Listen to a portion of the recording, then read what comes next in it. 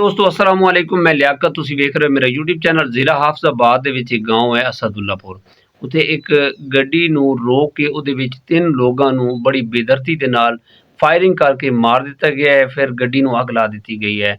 ਲਾਸ਼ਾਂ ਦੀ ਬੇਰੁਮਤੀ ਕੀਤੀ ਗਈ ਹੈ ਔਰ ਇਹਨਾਂ ਦਾ ਕੀ ਕਸੂਰ ਹੈ ਸੀ ਕਿ ਇਹਨਾਂ ਨੂੰ ਇਸ ਤਰ੍ਹਾਂ ਜ਼ੁਲਮਾਨਾ ਤਸ਼ੱਦਦ ਦੇ ਨਾਲ ਮਾਰਿਆ ਗਿਆ। ਇਹ ਜਿਹੜਾ ਵਾਕਿਆ ਹੋਇਆ ਹੈ ਇਸ ਏਰੀਏ ਨੂੰ ਕਿਹੜਾ ਥਾਣਾ ਲੱਗਦਾ ਹੈ ਸੀ ਔਰ ਇਹਨਾਂ ਦਾ ਕੀ ਕਸੂਰ ਹੈ ਸੀ ਜਿਹੜਾ ਇਹਨਾਂ ਨੂੰ ਬੇਦਰਦੀ ਦੇ ਨਾਲ ਮਾਰਿਆ ਗਿਆ ਹੈ। ਔਰ ਸਾਬਕਾ ਐਮਪੀਏ ਜਾਫਰ ਸਾਹਿਬ ਨੇ ਇਸ ਵਾਕਿਏ ਦੇ ਬਾਰੇ ਕੀ ਵੀਡੀਓ ਪੈਗਾਮ ਜਾਰੀ ਕੀਤਾ ਹੈ, ਮੁਕੰਮਲ ਤਫਸੀਲ ਦੇ ਨਾਲ ਤੁਹਾਡੇ ਨਾਲ ਡਿਸਕਸ ਕਰਾਂਗੇ। ਸਾਡੇ ਇਸ ਚੈਨਲ ਨੂੰ ਸਬਸਕ੍ਰਾइब करो, बेल आइकन बटन प्रेस करो। 1.5 साल पहले एक एहसानुल्ला तारड़ नामी बंदा कतल होया सी। ਮੁਹੰਮਦ ਹੁਸੈਨ ਜਿਹੜਾ ਗੱਡੀ ਦੇ ਵਿੱਚ ਹੈ ਸੀ ਜਨਾਬ, ਜਿਸ ਨੂੰ ਮਾਰਿਆ ਗਿਆ ਹੈ। ਇਹਦਾ ਇੱਕ ਭਾਂਜਾ ਹੈ ਸੀ ਜਨਾਬ ਔਰ ਉਹ ਉਸ ਮੁਕੱਦਮੇ ਦੇ ਵਿੱਚ ਜੇਲ੍ਹ ਵਿੱਚ ਹੈ ਸੀ ਜਨਾਬ। ਉਹਨਾਂ ਦੇ ਕੇਸ ਚੱਲ ਰਹੇ ਸੀ ਔਰ ਇਹ ਮੁਹੰਮਦ ਹੁਸੈਨ ਜਿਹੜਾ ਸੀ ਇਹ ਜਨਾਬ ਸਪੇਨ ਦੇ ਵਿੱਚ ਚਲਾ ਗਿਆ ਸੀ ਔਰ ਉੱਥੇ ਨੈਸ਼ਨਲ ਹੋਲਡਰ ਹੈ ਸੀ। ਔਰ ਜਿਸ ਟਾਈਮ ਉਹ ਇਹਸਾनुल्ला ਤਾਰੜ ਕਤਲ ਹੋਇਆ ਸੀ ਉਸ ਟਾਈਮ ਮੁਹੰਮਦ ਹੁਸੈਨ ਬਾਹਰ ਸੀ।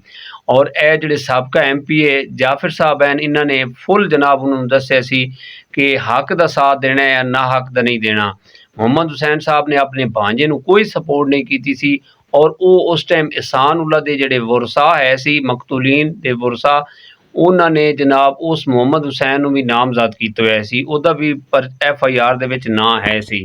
ਇਹਸਾनुल्ला ਜਨਾਬ ਤਾਂ ਮਰ ਗਿਆ। ਉਹਦੇ ਜਿਹੜੇ ਬਾਕੀ ਰਿਸ਼ਤੇਦਾਰ ਹਨ, ਬੇਟਾ ਵਗੈਰਾ ਜਿਹੜੇ, ਉਹਨਾਂ ਨੇ ਜਨਾਬ ਇਸ ਮੁਹੰਮਦ ਹੁਸੈਨ ਕੌਮ ਦਾ ਦਿਰਖਾਨ ਸੀ ਜਨਾਬ, ਇਹਦੇ घर की तोड़ फोड़ ਜਿਹੜੇ ਦੇ ਪਿੱਛੇ ਹਾਫਜ਼ਾਬਾਦ ਵਿੱਚ ਘਰ ਹੈ ਸੀ, ਇਹਦਾ ਸਮਾਨ ਤੱਕ ਉਹ ਚੁੱਕ ਕੇ ਲੈ ਗਏ ਸੀ ਜਨਾਬ। ਕੁਛ ਮਾਹੌਲ ਠੰਡਾ ਹੋਇਆ, ਇਤਨਾ ਅਰਸਾ ਗੁਜ਼ਰਨ ਤੋਂ ਬਾਅਦ ਇਹ ਕੇਸ ਲੜਦਾ ਰਿਹਾ ਜਨਾਬ।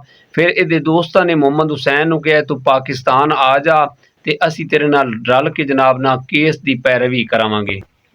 ਉਹ ਜਨਾਬ ਇਸ ਤਰ੍ਹਾਂ ਹੋਇਆ ਹੈ ਕਿ ਇਹਸਾनुल्ला ਦੇ ਜਿਹੜੇ ਕਾਤਿਲ ਹਨ ਜਨਾਬ ਉਹ ਕੇਸ ਚਲਦਾ ਚਲਦਾ ਜਨਾਬ ਉਹ ਬਾਇਜ਼ਤ ਬਰੀ ਹੋ ਗਏ। ਲੇਕਿਨ ਜਿਹੜੀ ਦੁਸ਼ਮਣੀ ਆਈ ਉਹ ਬਾਜ਼ ਜਿਹੜੇ अपना इतलात साढ़े कोल आईयां ने कि इन्हां दी चौधराट दा रोल आया सी जनाब, इहदे कोल 4 पैसे आ गए सी। लेकिन ये बंदे ने ना उन्हां दे नाल कोई ऐसा लड़ाई झगड़ा नहीं करता सी, ये बाइज्जत तरीके अपनी ज़िंदगी गुजार रहा सी। लेकिन इस ते 2-3 हमले हुए सी जिहदे विच जनाब इन्हें सहाफ़ियां नूं वीडियो तक भेजियां ने और थाने दे विच जाके रपट तक दर्ज कराइए कि मेरे उत्ते कातलाना हमले हो रहे हैं।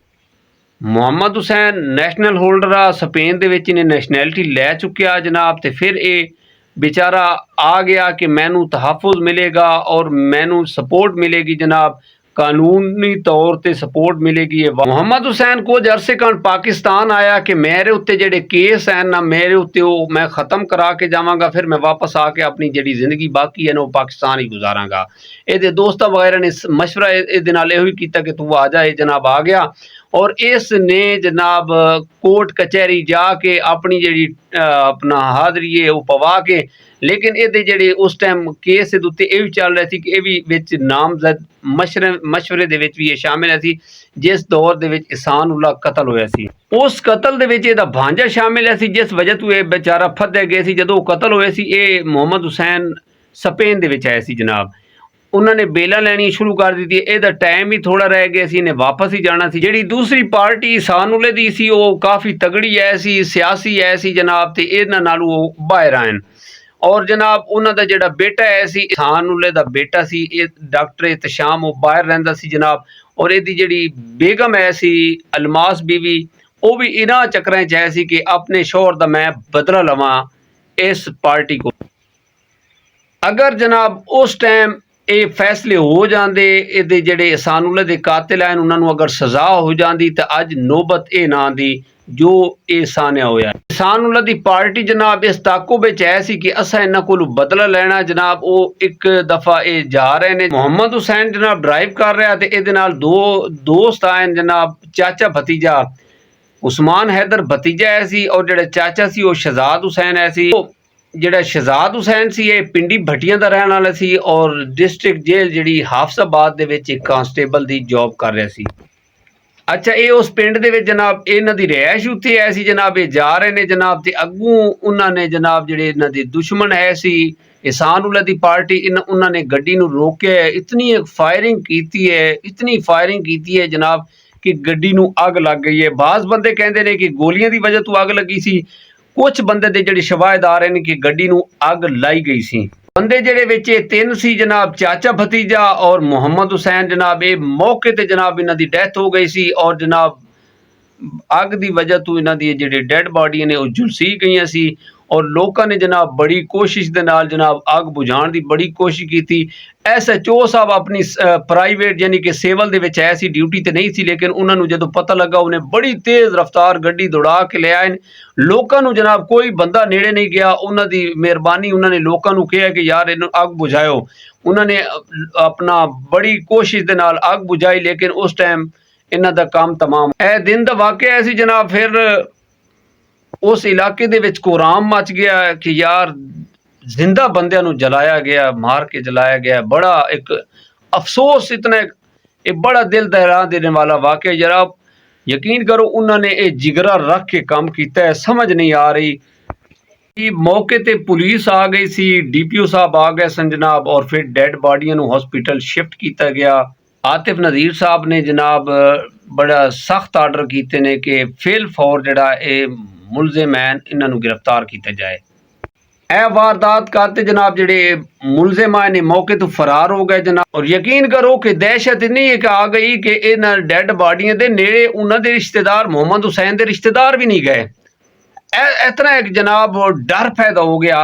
अनैत हुसैन, ये मोहम्मद हुसैन का भाई है जनाब। अनैत हुसैन उन्हें FIR कराई, कुछ लोग नामजद कराए और कुछ लोग जड़े ने वो मशवरे दे विच पाए।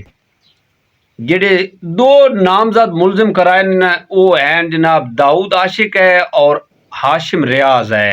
ए दो जड़े हैं लोग ये नामजद है सी और मशवरे दे विच जनाब एहसानुल्ला दा जड़ा बेटा है डॉक्टर एहतशाम उल हक जड़ा बाहर इस टाइम रह रहा है, लेकिन उन्होंने भी मशवरे दे विच कीता गया है। बेवा अलमास बीवी उन्होंने भी मशवरे किया गया है और मशवरे दे विच जी पेश रफ्त है ना जनाब कि एक अदनान अरशद साहब हैं, ये CCD इंस्पैक्टर गुजरात हैं जनाब, एनू भी मशवरे दे विच रखा गया है। जी दोस्तों, FIR तो बाद यकीन करो जेडे ए दे रिश्तेदार है सी एहसानुल्ले दे जेडे ए मारन वाले आए सी ना इस मुहम्मद हुसैन दी पार्टी नू, ये सारे तितर बितर हो गए जनाब। इन्होंने घरां नू ताले ला के उरे परे नस गए ने। पार्टी स्ट्रोंग है, देखो अगे फिर पता नहीं की फैसला होंदा है।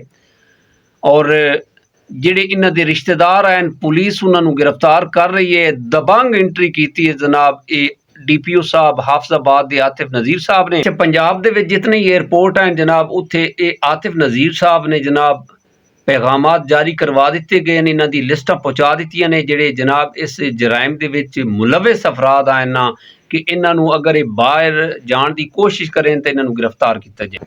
और वही होया जनाब इस जड़ा वाक़े दा मरकजी मुजरिम आना मुलजिम हाशिम रियाज जनाब कतर दी तैयारियां चा एयरपोर्ट इस्लामाबाद जनाब पकड़े गया है। कतर जा रहा सी और इनू गिरफ्तार किया गया है जनाब। हाफिजाबाद की पुलिस ने जाके इसनू गिरफ्तार किया।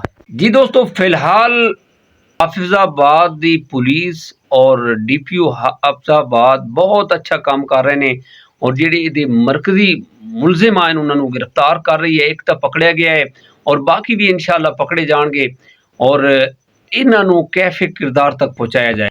जेडे साबका MPA ने हाफिजाबाद के जनाब जेडे महमूद जाफर साहब हैं जनाब, फिलहाल उन्होंने कहा है कि मैं इस हक चाह के जेडे मुलजिम ने यह जुल्म किया है गड्डी दे विच बंदियां नूं मार के फिर गड्डी नूं अग लानी, ये बहुत बड़ा जुल्म है और इंशाअल्लाह इन्हां दे उत्ते जिन्हां ने जुल्म किया है उन्होंने कैफे किरदार तक पहुँचावांगे।